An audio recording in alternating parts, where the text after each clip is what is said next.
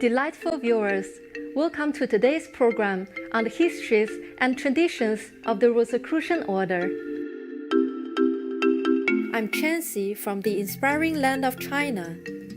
The people of China treasure the friendship from viewers like you.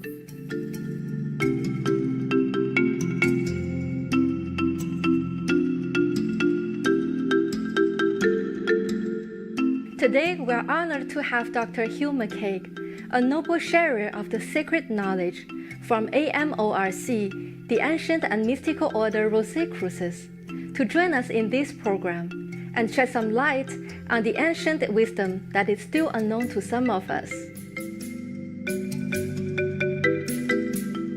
Dr. McCague is a mathematician and art historian. He received his bachelor degree in mathematics from the University of Waterloo, and his Master of Arts degree and PhD concentrating on medieval art and architectural history from York University in Toronto.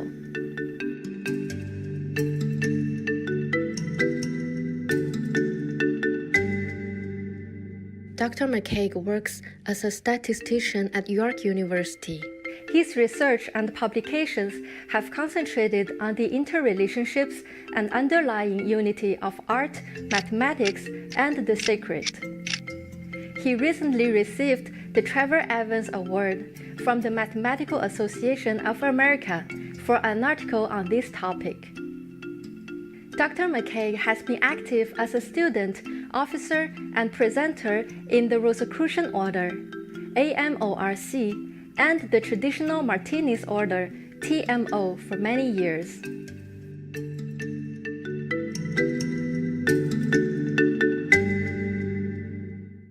The Rosicrucian movement is a mystical fraternity which by necessity operated in secret for much of its existence.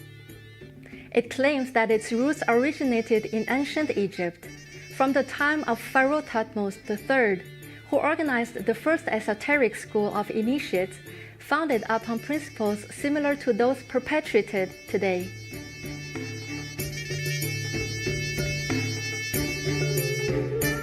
Now let's listen to Dr. McCague talking about his understanding of the roots of the Rosicrucian Order.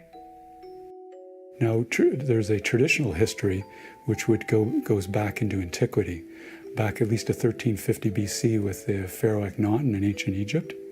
And there was initiations that were conducted in the temples in the Great Pyramid of Khufu, or Cheops, or at least it's known that way in ancient Egypt, through Akhenaten and later.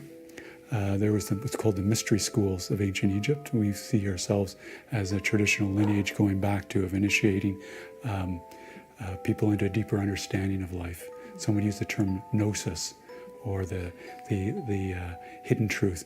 Not hidden in the sense that it's being withheld from us, but just that we have to go deeper within ourselves, and then it'll become apparent. Through time, those teachings of Egypt passed out throughout the world. And I think each culture and tradition has its own deep wisdom already, but this was added to. There was, for example, in Greece, there was a group called the Therapeutai that were healers as well as mystics and very profound understanding. The scholars have discussed too how the Master Jesus was taught and learned with the Therapeutai.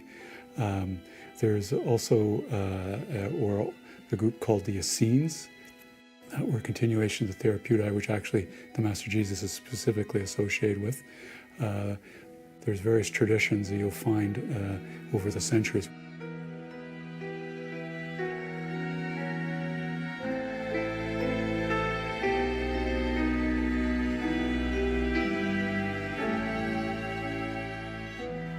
You can find, for example, in the teachings of Plato, there's a lot of deep spiritual teachings. One has to read his text very carefully, especially, for example, a very mystical text, the Symposium dialogue, that talks about different forms of love and the heavenly ascent.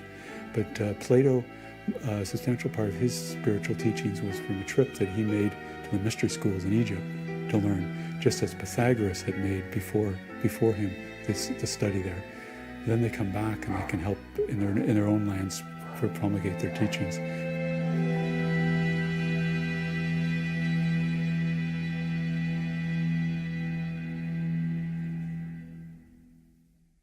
From the mysterious schools in ancient Egypt to the philosophies carried forward by Greek philosophers, notably Thales and Pythagoras, and then to French philosopher Arnaud, who introduced the mystical teaching into France, from where they spread through much of Europe.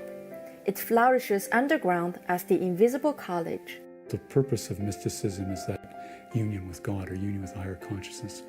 And when we use the term mysticism in regard to these matters you're asking about, we're referring to, as its earlier etymology in the word mystē, to mean one who's an initiate in the mysteries.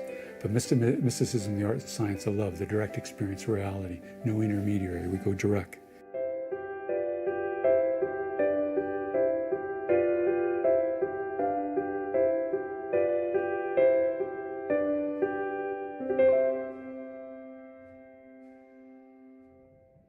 Supreme Master Ching Hai once also talked about this secret way of transmitting sacred teachings during a retreat in Germany on August 25, 1995.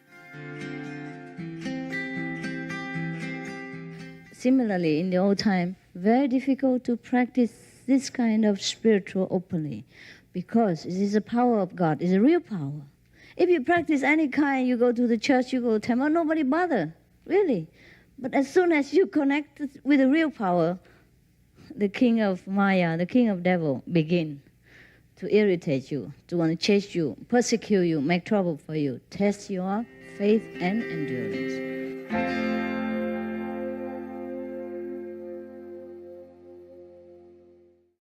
Let's take a short break to thank God Almighty for all the wonders that are happening around the globe. More enlightening messages will be revealed when we come back.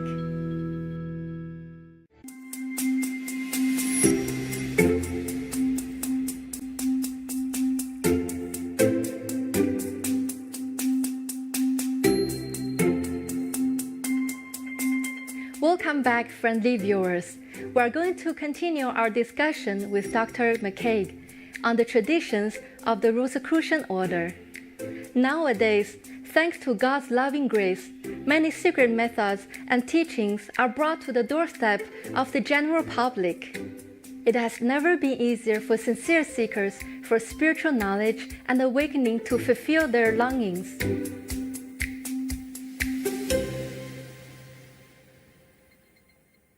The Rosicrucian order has continued to expand even more worldwide and gained in its notability.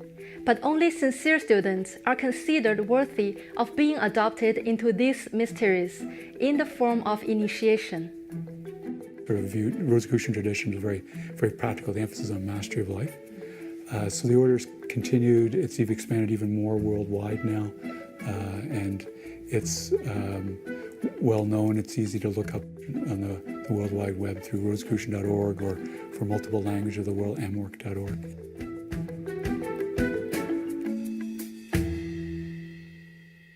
There are various teachings that are of the Rosicrucian order that are private in their nature.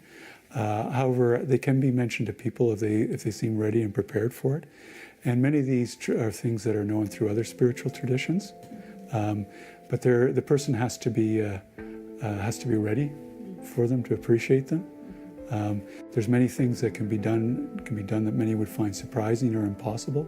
And so often we'll say, as one of our leaders in our organization said in early years, that you can say a little to a person and they'll get inspired. But you say a little more, they'll get antagonized. So often it's like that was enough to chew on or enough to digest, and the person can go off and understand. And that's the same with our teachings. They're weekly in the monographs they can study in our home.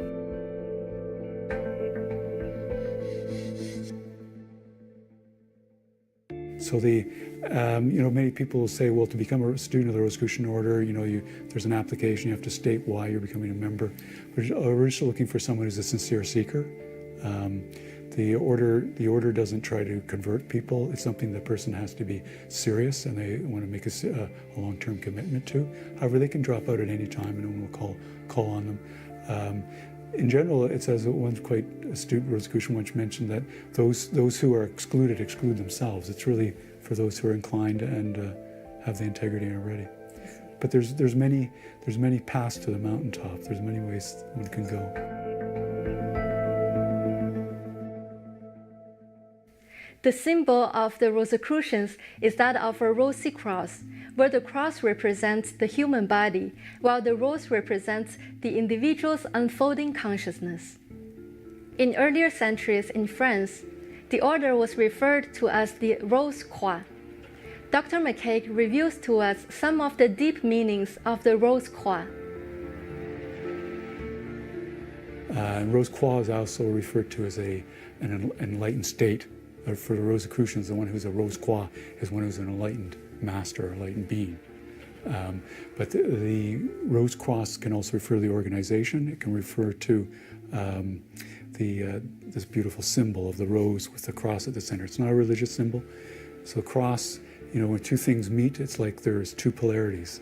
Often like the male and the female to form the child, positive, negative charged, form electricity to flow, or north and south poles of a magnet. So when there's two things come together, it's going to be a new manifestation. We call it the law of manifestation, law of triangle. The center is the rose where the manifestation occurs.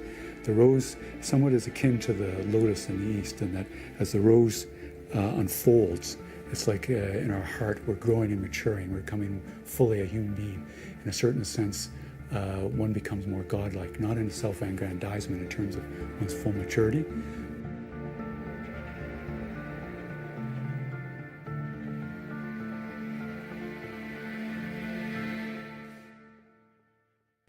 Dear viewers, this concludes today's episode on the fascinating history, traditions, and practices of Rosicrucian. Please join us tomorrow on part 2 of the tradition and current practices of the ancient mystical order Rosae Crucis, an interview with Dr. Hugh McCague here on Supreme Master Television.